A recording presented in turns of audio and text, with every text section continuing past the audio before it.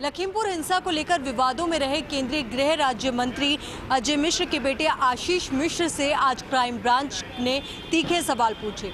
सुबह तकरीबन 11 बजे शुरू हुई पूछताछ 10 घंटे तक चली, जिसमें 40 से ज्यादा सवालों का सामना आशीष मिश्र को करना पड़ा। और साफ तौर से जिस तरीके से इन सवालों के बाद आशीष के जवाब सामने सही तरीके से नहीं आए, तो उन पर गिरफ्तारी की तलवार लटकती हुई नजर आ रही है।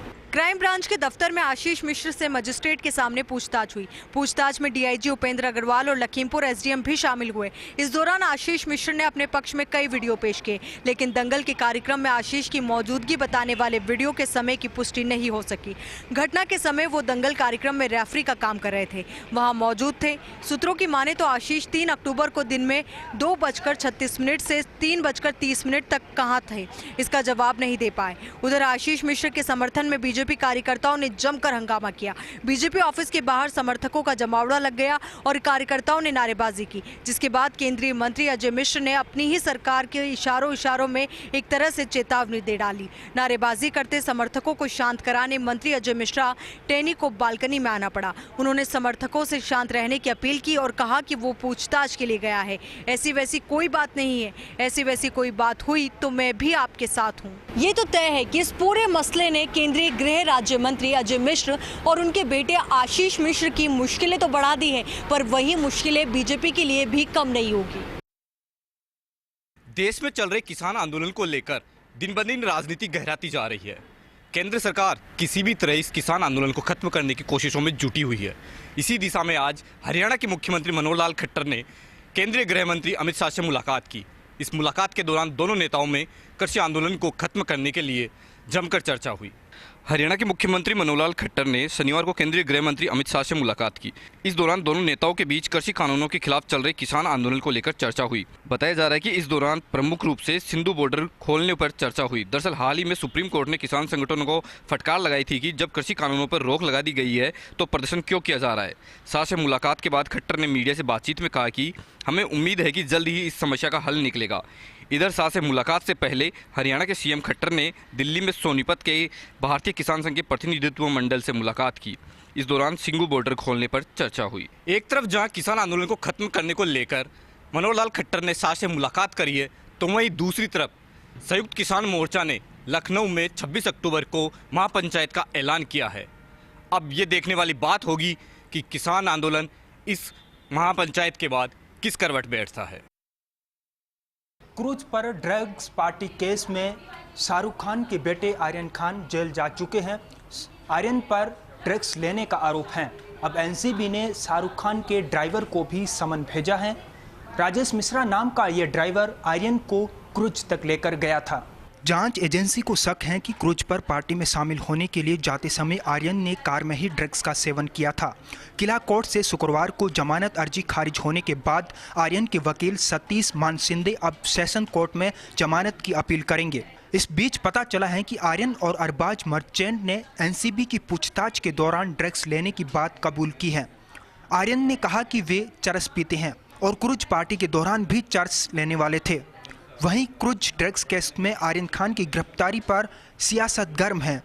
महाराष्ट्र सरकार के कैबिनेट मंत्री नवाब मलिक ने एनसीबी और बीजेपी पर हमला बोला है। नवाब मलिक ने क्रूज पर हुई रेड को ही फर्जी बता दिया है। वहीं एनसीबी ने नवाब मलिक के आरोपों का जवाब दिया। एनसीबी ने कहा कि नवाब मलिक के रेड को लेकर सारे आरोप गलत हैं। एनसीबी ने कहा कि क्रूज पर कई लोग हिरासत में लिए गए थे, जिनमें से जिन लोगों के पास सबूत मिले उन लोगों को पकड़ा गया और जिन लोगों के पास सबूत नहीं मिले उन्हें बयान लेकर छोड़ दिया गया। फिलहाल एनसीबी की इस मामले में आगे की जांच जारी है। प्रधानमंत्री नरेंद्र मोदी और डेनमार्क की पीएम मेटे फ्रेडरिक्सन के बीच आज हैदराबाद हाउस में मुलाकात हुई। इस बैठक में उन्होंने द्विपक्षीय संबंधों के अलग अलग लेवल्स पर चर्चा की। इसके अलावा दोनों देशों ने पानी, ग्रीन ईंधन, स्वास्थ्य और कृषि जैसे क्षेत्रों में एक साथ कार्य करने की सहमति जताई। दोनों देशों के बीच कोरोना महामारी की वर्तमान स्थिति पर भी चर्चा की गई। वहीं इस मौके पर पीएम मोदी ने कहा कि आज की हमारी मुलाकात भले ही पहली रूबरू मुलाकात थी, लेकिन कोरोना कालखंड में भी भारत और डेनमार्क के बीच संपर्क और सहयोग की गति बरकरार रही थी। जबकि डेनमार्क के पीएम मेटे फ्रेडरिक्सन ने कहा कि प्रधानमंत्री नरेंद्र मोदी दुनिया के बाकी हिस्सों के लिए एक प्रेरणा है। डेनमार्क के पीएम मेटे ने कहा कि हम दोनों लोकतांत्रिक देश हैं जो नियमों पर आधारित एक अंतर्राष्ट्रीय व्यवस्था में विश्वास करते हैं। भारत और डेनमार्क के बीच सहयोग इस बात का एक बड़ा उदाहरण है कि कैसे हरित विकास और हरित संक्रमण एक साथ चल सकते हैं। इसके ठीक बाद ही प्रधानमंत्री मेटे ने प्रधानमंत्री नरेंद्र मोदी को डेनमार्क आने के लिए निमंत्रण दिया, जिसको प्रधानमंत्री नरेंद्र मोदी ने स्वीकार कर लिया। जिस पर मेटे ने कहा कि मुझे बहुत गर्व है कि प्रधानमंत्री नरेंद्र मोदी ने मेरा आमंत्रण स्वीकार कर लिया है। जिससे अब ये भी पता चलता है कि प्रधानमंत्री नरेंद्र मोदी जल्दी एक विदेश यात्रा पर डेनमार्क जाएंगे। देश के कई राज्यों में बिजली का संकट गहरा गया है और इसी को लेकर दिल्ली के मुख्यमंत्री अरविंद केजरीवाल ने प्रधानमंत्री नरेंद्र मोदी को एक पत्र लिखा है, जिसमें उन्होंने पर्याप्त मात्रा में कोयला और गैस की आपूर्ति के लिए हस्तक्षेप करने की मांग की है। दिल्ली के बिजली संयंत्रों पर महज एक दिन का कोयला ही बचा है। अगर समय से कोयला सप्लाई नहीं हुआ तो पूरी दिल्ली में ब्लैकआउट हो सकता है। दिल्ली के ऊर्जा मंत्री सत्येंद्र जैन का कहना है कि कोयला किसी के पास नहीं है। हमारी पीएम से मांग है कि जल्द से जल्द कोयला दिलाया जाए। जैसे ही ऑक्सीजन का क्राइसिस हुआ था, फिर से वैसे ही क्राइसिस नजर आ रहा है। देश में जितने भी पावर प्लांट हैं जो कोयले से चलते हैं, वहां पिछले कुछ दिनों से कोयले की बहुत ही कमी है। दिल्ली को जिन पावर प्लांट से सप्लाई होती है, उन सभी को मिनिमम 1 महीने का कोयला स्टॉक रखना होता है, लेकिन अब वो कम होकर 1 दिन का ही रह गया है। आपको बता दें कि मानसून में हुई बारिश के कारण कोयले की खदानों में पानी भर गया है, जिसके कारण उत्तर भारत के अंदर कोयले की कमी दिखाई दे रही है और उसी वजह से बिजली उत्पादन भी चरमरा गया है। बिजली संकट के चलते अब किसान डरा हुआ सा महसूस कर रहा है। दरअसल बीकानेर, नोखा और जोधपुर के कुछ इलाकों में मूंगफली की बम्पर बिजाई होती है और अब मूंगफली की फसल एकदम पकाव पर है। ऐसे में उसे पानी की ज़रूरत है और इसके लिए बिजली आपूर्ति ज़्यादा से ज़्यादा हो, ये ज़रूरी है। इसी संकट के चलते अब किसान को डर सता रहा है। तो वहीं माकपा के विधायक गिरधारी मैया ने कहा है कि हम समझते हैं कि संकट है, लेकिन सरकार और जो बिजली कंपनियों के एमडीज़ हैं वो ये बात स्पष्ट करें कि बिजली की कटौती कब होगी, कितनी देर होगी, समय पता रहे, ताकि किसान उस हिसाब से तैयारी कर सके। यदि ये जानकारियाँ लगातार साझा नहीं की गई तो हमें मजबूरन किसानों के साथ सड़क पर उतरना पड़ेगा। तो कुल मिलाकर कहा जा सकता है कि सरकार के सामने एक नई चुनौती आन पड़ी है। ख़ास तौर पर जो इस इलाके का किसान है वो परेशान है, उसे डर सता रहा है कि बिजली कटौती के चलते उसकी खड़ी हुई फसल जो पकी हुई है उसको बड़ा नुकसान ना हो जाए। बल्लभनगर उपचुनाव में नामांकन का दौर समाप्त होने के बाद अब सियासी दांवपेच शुरू हो गए हैं। कांग्रेस और भाजपा के दिग्गज एक दूसरे पर निशाना साधकर अपने प्रत्याशी की जीत सुनिश्चित करने का दावा कर रहे हैं। इसी कड़ी में आज प्रभारी मंत्री प्रताप सिंह खाचरियावास ने उदयपुर में मीडिया से बातचीत की और प्रदेश की गहलोत सरकार के कार्यकाल को गिनाते हुए प्रतापगढ़ के धरियावाद और उदयपुर की बल्लभनगर में जीत हासिल करने की बात कही। इस दौरान भारतीय जनता पार्टी और केंद्र सरकार पर उन्होंने जमकर निशाना साधा और कहा कि पूरा देश राजस्थान में हो रहे दोनों ही उपचुनावों पर नज़र बनाए हुए है, क्योंकि प्रधानमंत्री नरेंद्र मोदी और अमित शाह दोनों अशोक गहलोत से घबराए हुए हैं और ये चुनाव परिणाम भाजपा के साथ मोदी और शाह के लिए भी काफ़ी महत्वपूर्ण होंगे। खाचरियावास ने कहा कि ये चुनाव परिणाम भाजपा के मुंह पर एक तमाचा होंगे। खाचरियावास ने यह भी साफ किया कि जहां कांग्रेस चुनाव में एकजुट नजर आ रही है, वहीं भाजपा अपने योग्य कार्यकर्ताओं को दरकिनार कर टिकट का वितरण कर रही है, जिससे उसे हार का मुंह देखना पड़ेगा।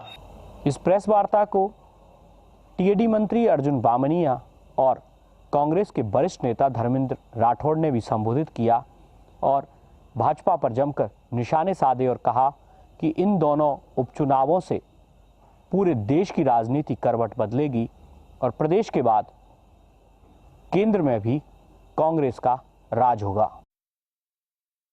नागौर के सिटी डाकघर में बड़ा फर्जीवाड़ा सामने आया। कार्मिक को किया निलंबित। वहीं कोतवाली थाने में खाताधारक ने डाक कार्मिकों के विरुद्ध कराया मामला दर्ज। वहीं डाक विभाग ने टीम का किया गठन जांच हुई शुरू। डाक सहायक सुरेश पूनिया को निलंबित करते हुए विभागीय जांच के आदेश दिए गए। Sub division manager Kirtika Paliwal, सहायक अधीक्षक देवी शंकर और डाक अधीक्षक सीताराम खत्री पूरे प्रकरण की जांच कर रहे हैं। पोस्ट ऑफिस के रिकॉर्ड खंगाले जा रहे हैं। घोटाले का अनुमान लगाने में टीमें जुट गई है। वहीं कोतवाली थाने में आसूराम जोशी की रिपोर्ट पर मासिक आय योजना यानी MIS में खाता खुलाया था। उनके खाते में लाखों रुपए जमा थे, लेकिन कूट रचित दस्तावेजों के जरिए फर्जी वाउचर बनाकर उसके खाते से पैसे उठा लिए गए। परिवादी का कहना है कि पिछले 1 साल से पोस्ट ऑफिस कभी गए भी नहीं, लेकिन राशि कैसे और किन किन कार्मिकों के जरिए उठाई गई है।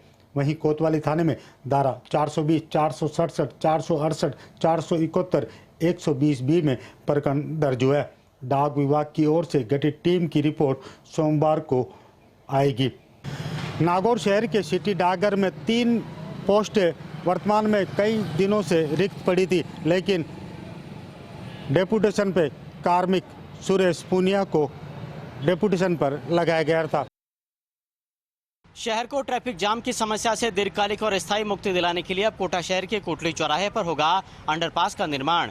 गृहनगर कोटा के दौरे पर आई विदेश मंत्री शांति धारीवाल ने आज कोटली चौराहे का दौरा किया और अधिकारियों के साथ विजिट करने के बाद इस बात के निर्देश दिए कि फिलहाल चौराहे के लिए त्रिस्तरीय ट्रैफिक प्लान तैयार किया जाए ताकि यहां पर प्रस्तावित अंडरपास बनाया जा सके। धारीवाल ने इससे पहले निरीक्षण के अपने कार्यक्रम की शुरुआत स्टेशन इलाके से की, जहां निर्माणाधीन सुभाष लाइब्रेरी को देखने के लिए धारीवाल पहुंचे, लेकिन यहां पर काम की धीमी गति को देखकर विदेश मंत्री बिफर पड़े। उन्होंने संवेदक को बुलाकर जमकर खरी खोटी सुनाई और बाद में UIT सचिव को नोटिस जारी करने और जुर्माना लगाने के भी निर्देश दे दिए। धारीवाल यहां से राजकीय महाविद्यालय और अंटागढ़ अंडरपास होते हुए एरोड्राम सर्किल और सिटी पार्क को देखने के बाद गोबरिया बावड़ी सर्किल पहुंचे, तो यहां पर उन्होंने लगाई जा रही एंगल के गुणवत्ता के साथ हो रहे समझौते को देखकर एक बार फिर से नाराजगी जताई और संवेदक को एक बार फिर से फटकार लगाते हुए कहा कि सारा काम टेंडर में दी गई शर्तों के अनुरूप होना चाहिए और गुणवत्ता से किसी तरह का समझौता बर्दाश्त नहीं किया जाएगा। धारीवाल ने इसके साथ ही एलिवेटेड रोड, इंदिरा गांधी तिराहा और इसके अलावा सालिम बाजार की हवेली और सूरज पॉल गेट समेत कई इलाकों का भी जायजा लिया और विवेकानंद सर्किल को देखते हुए उन्होंने इस बात के भी निर्देश दिए कि यहाँ पर फसाड का सारा काम हेरिटेज लुक को देखते हुए किया जाए और यहाँ पर कलात्मक छतरियाँ भी लगाई जाए।